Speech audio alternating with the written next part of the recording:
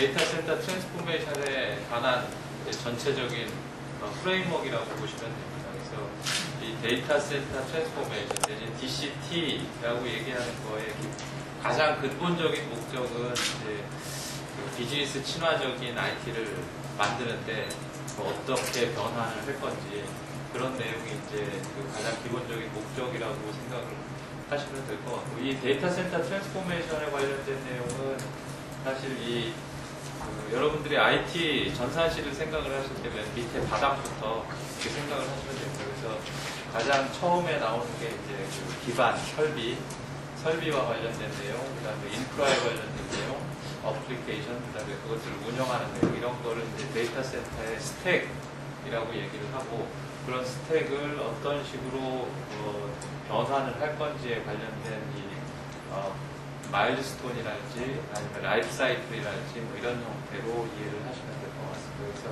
실제적으로 기반 설비에 관련된 내용은 이제 저희들이 그 퍼실리티에 관련된 설계나 그런 이런 새로운 데이터 센터로 어떻게 좀 온라인으로 서비스의 중단 없이 이동을 할 것인가라는 내용부터 시작해가지고, 이런 인프라에 관련된 내용은 이제 지금 계속 앞에서 에코 클라우드 설명을 하면서 나왔지만, 이제 이런 쉐어드 서비스라든지 최적화, 버추얼라이제이션 뭐 이런 쪽으로 여러분들이 이해를 하시면 될 것 같습니다. 다음에는 이제 어플리케이션과 이 자동화에 관련된 내용이 전체적으로 총망라가 돼서 데이터 센터 트랜스포메이션을 할 때 고려되어야 될 사항이라고 저희 생각을 하고 있습니다.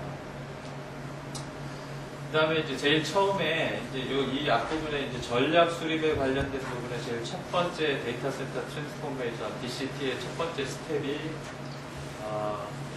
데이터 센터 익스피리언스 워크샵이라고 얘기를 합니다. 그래서 여러분들이 이 방에 오늘 초대를 된 것도 사실 이 데이터 센터 익스피리언스 워크샵의 장소가 그 방이고, 이런 형태로 DCT에 관련된 워크샵이 진행이 될 예정입니다. 그래서 이 DCT 데이터 센터 익스피리언스 워크샵이 발음하기가 굉장히 좀 어려운데, 이 내용은 고객들이 갖고 있는 데이터 센터에 관련된 비전이나 전략 이런 것들이 어떻게 실제 구현 단계까지 잘 정립이 될 수 있는가, 그런 것들을 기술적으로 판단을 하고 조출을 하고 협의를 해서 관련된 내용을 일반화하는 것들이 센터의 이 워크샵의 목표라고 보시면 될 것 같습니다.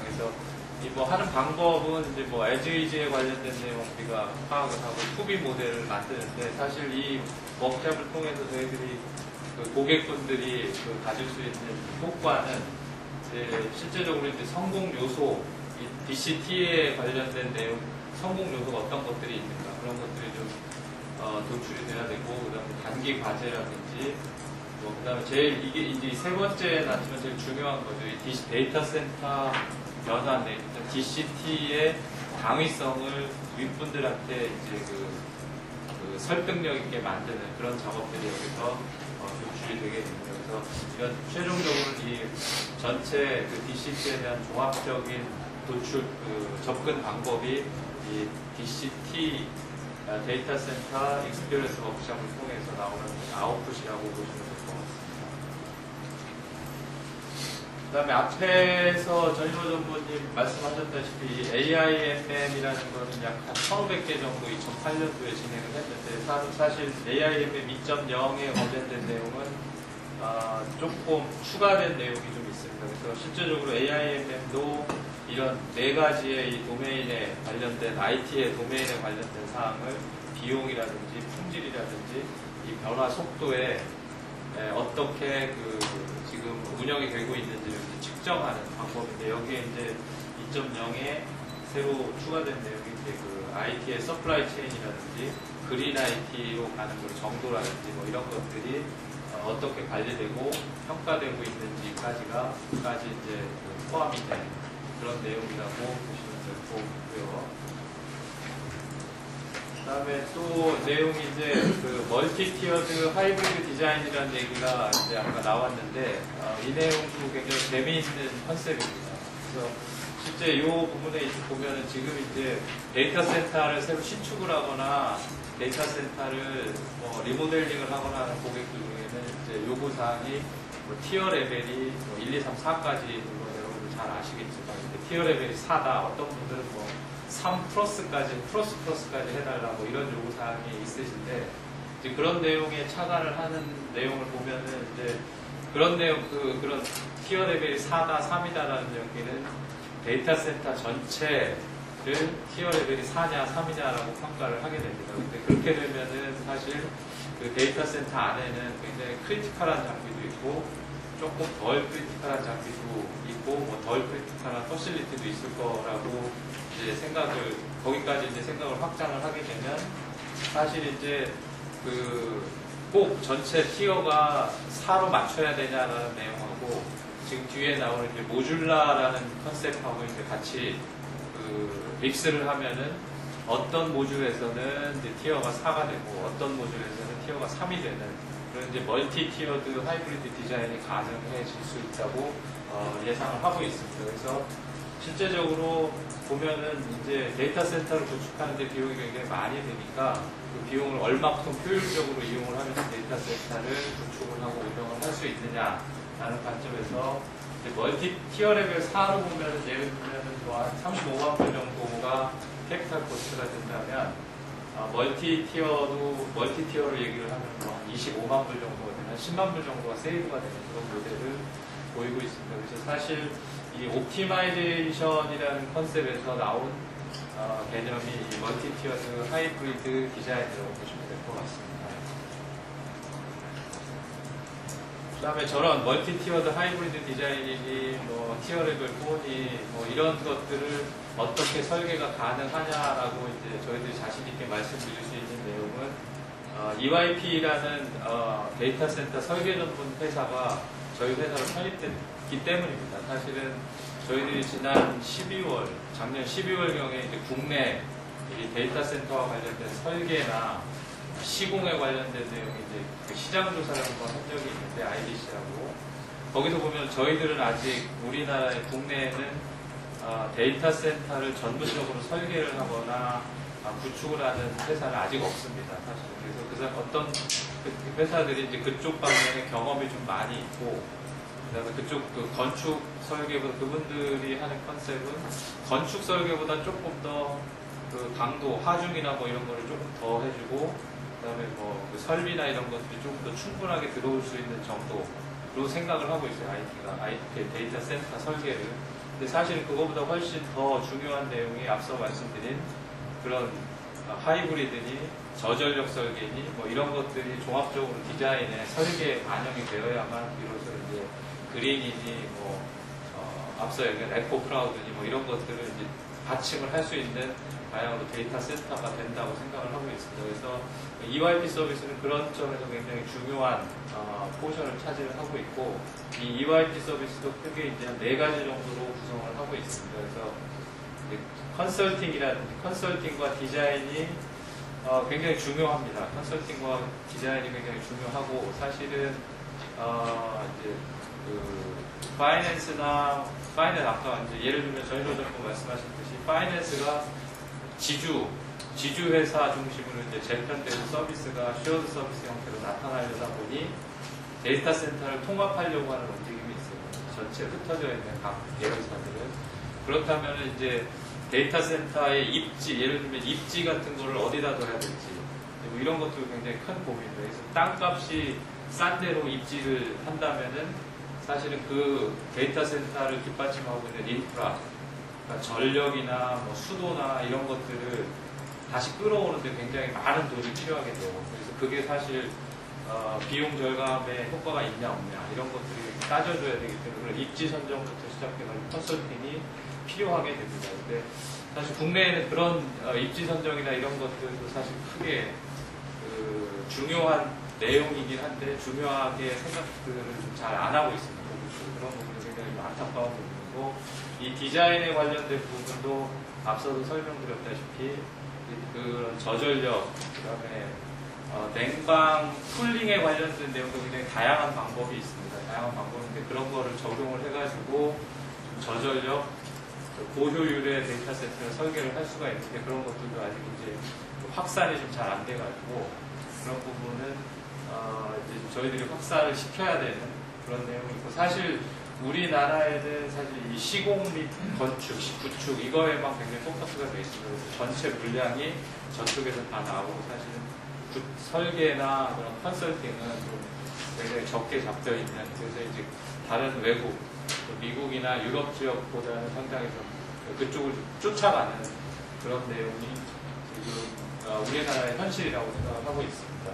그리고 그 다음에 나중에 이 CFA라고 하는 부분도 이제 EYP 서비스를 제공하는 굉장히 중요한 서비스 중에 하나인데 저거는 이제 종합 테스트입니다. 데이터 센터를 지어 놓으면 설계한 대로 그 풍량이 나오는지 온도가 그 정도의 그 임계치에서 어느 정도 차이가 있는지 제대로 들어오는지 이런 것들을 전체적으로 종합 시험을 해주는 그런 서비스를 의미를 합니다. 그래서 커미셔닝이라고 주로 얘기를 하는데 저 커미셔닝은 일반 건축물에도 이제 적용이 되는 그런 컨셉이라고 보시면 될 것 같습니다. 그 다음에 이 내용은 이제 그 하이브리드 디자이닝이 뭐 이런 내용을 하고 같이 보면 이제 그 모듈라 데이터 센터라고 얘기가 나옵니다. 모듈라 데이터 센터라고 하면 크게 이제 모듈, 셀, POD 뭐 이런 세 가지 정도의 종류로 구분을 하고 있습니다. 그래서 여기 보시면은 이게 이제 이런 게 이제 모듈이고 이 모듈은 여러 가지 다양한 몇 개의 다시 셀로 구성이 되어 있고 이 셀은 이제 또 그 POD 형태로 이제 구성이 되는 그래서 그 POD 형태, 셀 형태의 설계를 할 수가 있고 이런 모듈 하나가 이런 모듈은 이제 티어 4가 되고 이런 모듈은 티어 2가 되고 그래가지고 각 장비를 분산 배치를 한다든지 아니면 어플리케이션을 분산 배치를 한다든지 그런 형태의 다양한 시도를 하실 수가 있습니다. 그리고 저희들이 이제 로컬 제품을 하나를 더 만든 게 이제 FMDC라고 해가지고 POD보다 더 작은 형태의 하나를 더 만들었습니다. 그래서 지난 목요일 날 오신 분들이 이미 보셨을 텐데 여기 지금 이 슬라이드 쇼에 나가고 있는 게 이제 렉을 하나의 냉방 내지는 쿨링을 할 수 있는 단위로 저희들이 만들어가지고 저 뒤에 이제 모형도 저희들이 만들어 놓고 그래서 이 렉 하나를 쿨링을 해가지고 이제 그 단위 쿨링을 하는 단위나 저전력을 하는 단위를 좀 더 줄여가지고 축소해가지고 굉장히 좀 유연하게 만들었다라는 그런 내용을 보실 수가 있습니다. 그래서 지금 저희들이 가지고 있는 건 FMDC뿐만이 아니라 뭐 EMDC나 엔터프라이즈 MDC나 그 컴퓨터 룸 MDC나 하이덴시티 MDC나 뭐 이런 네 가지 정도의 구분을 갖고 있어가지고 각자 고객들의 요구 사항에 의해 가지고 다양한 전략 내지는 방법을 디자인하는 방법을 구사를 할 수 있도록 좀 준비를 하고 있습니다. 준비가 됐습니다. 그 다음에 이 내용은 이제 저희 HP의 데이터 센터 트랜스포메이션으로 인해 가지고 얻게 된 이 결과를 보여주고 있습니다. 잘 여러 뉴스 매체나 통해 가지고 잘 아시겠지만 저희 HP도 굉장히 한 8, 90개 되는 데이터 센터를 한 6개 정도로 줄여가지고 데이터 센터 트랜스포메이션의 굉장히 성공적인 모델로 여러분들한테 소개가 되고 있는데 사실 하나씩 보시면은 이제 이 퍼실리티에 관련된 내용은 이런 이제 경비 절감, 코스트 원가 절감의 효과가 있었고 실제 탄소 배출량도 한 50% 정도 절감한 그런 내용으로 이제 이해를 요 차트를 보는 내용은 그렇습니다. 그래서 인프라스트럭처에 관련된 내용은 이런 정도의 효과를 받고 사실 탄소 배출량은 최대 1년에 한 5,000톤 정도 되겠다. 이런 식으로 굉장히 훌륭한 결과를 내고 데이터 센터 트랜스포메이션이 직접 그린 IT를 구현하는 굉장히 좋은 방법이다. 라는 거를 결론적으로 증명을 해주고 있는 장표라고 보시면 될 것 같습니다.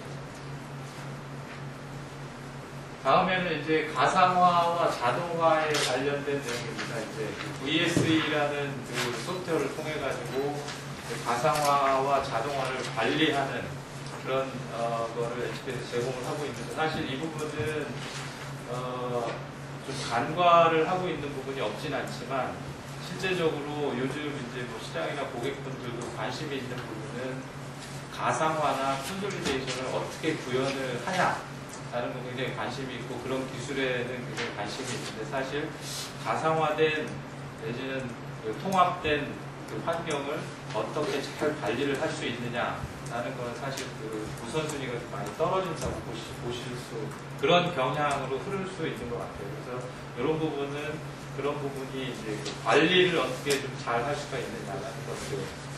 버추얼 머신뿐만이 아니고 이런 어플리케이션이나 그 데이터베이스 그리고 이 뒤에 붙어 있는 실제 피지컬한 머신까지 같이 통합적으로 관리를 잘 해가지고 실제 그 버추얼라이제이션이나 자동화된 가상화나 자동화된 그런 환경을 어떻게 잘 처음부터 끝까지 관리를 할 수가 있는지 그런 부분에 대한 해결책을 드리는 것이 이 VSE의 새로 강화된 기능이라고 보시면 될 것 같습니다. 다음에 마지막으로 한 2장 정도는 이제 사례를 DCT 관련된 사례를 좀 만들었는데 이 부분은 이제 외국 사례입니다. 보시면은 이쪽 부분에 보시면은 알카텔하고 루틴트가 이제 합병을 하게 됐죠. 합병을 하게 되면서 사업 통합을 하게 되면서 이제 뭐 이런 사업 통합을 하면 또 IT가 통합을 해야 되지 않습니까? 그래서 이런 배경이 좀 있었고 사실 여기 보시면 뭐 부동산 비용부터 시작해서 여러 가지 소요되는 그런 비용을 줄이려고 하는 목적으로 출발을 해서 2006년도부터 뭐 이런 5가지 작업을 좀 했습니다. 그래서 사실 여기도 85개 정도나 되는 그런 데이터 센터를 2개 정도로 줄였고 시스템도 거의 한 300여 대 정도 줄인 그런 상황. 그 다음에 뭐 DR 시스템 같은 것도 굉장히 고도화했고 SAP도 뭐 요즘 국내도 굉장히 저기 화두가 되고는 있지만 SAP도 4.6에서 버전 6로 업그레이드가 되는. 그 다음에 썬에서 HP를 좀 많이 바꾼 그런 상황이 좋은 결과를 냈고 사실 IT 비용도 3년 만에 25% 정도 줄인 그런 효과를 나타내고 있습니다. 그래서 이게 이제 외국 사례가 되겠고요. 국내 사례는 이 진행하는 방법이 조금 다릅니다. 그래서 외국 사례는 아까 보여드린 데이터 센터를 전체를 놓고 한꺼번에 진행을 하지만 국내는 이제 그게 이제 한꺼번에 진행을 하지 않습니다. 굉장히 분위기가. 그래서 맨 처음에 퍼실리티부터 그다음에 인프라스트럭처, 그다음에 뭐 자동화 뭐 이런 식으로 이제 좀 순차적으로 데이터 센터의 스택에 관련해서 좀 순차적으로 진행이 되는 그런 경향을 보이고 있는데 이 BC 카드는 맨 아래 퍼실리티와 관련된 내용이 이제 트랜스포메이션이 어떻게 됐는지 그런 내용을 아까 보여드린 EYP의 설계 그 사이클에 따라 가지고 굉장히 잘 된 사례입니다. 그래서 처음에 저희들이 컨설팅이나 디자인을 통해 가지고 BC 카드의 데이터 센터가 어떻게 변환돼야 된다는 걸 BC 카드 분들하고 이제 처음 협의를 했었고, 그다음에 실제 여기서 디자인된 내용으로 저희들이 데이터 센터를 설계를 하고 구축을 하고 시운전을 했고요. 그 다음에 실제 그 새로운 데이터 센터, BC 카드도 이제 카드 승인이나 이런 거기 때문에 시스템을 1분 1초도 죽이면 안 돼요. 그래서 실제 그 옛날 데이터 센터에서 새로운 데이터 센터로 옮기는데도 그런 온라인 그런 서비스에 전혀 지장이 없이 잘 이전이 됐다. 그런 3가지 정도의 이제 그 퍼실리티 관점에서는 이제 트랜스포메이션이 된 거고, 그 다음에는 사실 그 위에 있는 스택의 위에 있는 인프라스트럭처나 어플리케이션에 관련된 내용이 이제 다음 스텝으로 대기를 하고 있습니다. 그래서 실제 보면은 이제 저렇게 이전을 하면서 앞으로 데이터 센터가 내지는 에코 클라우드나 이런 컴퓨팅 환경에 데이터 센터가 어떻게 잘 적절히 대비를 하고 있을